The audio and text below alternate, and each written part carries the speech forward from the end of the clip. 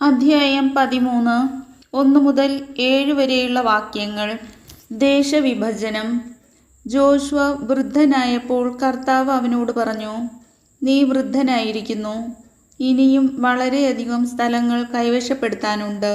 അവശേഷിക്കുന്ന സ്ഥലം ഇതാണ്: ഫിലിസ്ത്യരുടെയും ഗശൂര്യരുടെയും ദേശങ്ങളും, കാനാന്യർക്കുള്ളതെന്ന് കരുതപ്പെടുന്നതും, ഈജിപ്തിന് കിഴക്ക് ഷീഹോർ മുതൽ വടക്ക് എക്രോൺ അതിർത്തികൾ വരെയുള്ള സ്ഥലവും, ഫിലിസ്ത്യ രാജാക്കന്മാർ ഭരിച്ചിരുന്ന ഗാസ, അഷ്ദോദ്, അഷ്കലോൺ, ഗത്ത്, എക്രോൺ എന്നീ 5 പ്രദേശങ്ങളും, തെക്ക് ആവിം ദേശവും കാനാൻ ദേശവും, സീദോന്യരുടെ മൊറാറയും അമോര്യരുടെ അതിർത്തിയായ അഫേക് വരെയും, ഗബാല്യരുടെ ദേശവും, ഹെർമോൺ മലയുടെ താഴെ ബാൽഗാദ് മുതൽ ഹാമാത്തിലേക്കുള്ള പ്രവേശനം വരെയും, ലെബനോനും മിസ്രെഹോത്ത് മായ്മിന്നും ലെബനോനും ഇടയ്ക്കുള്ള സീദോന്യരുടെ മലമ്പ്രദേശങ്ങളും ഇതിൽപ്പെടുന്നു.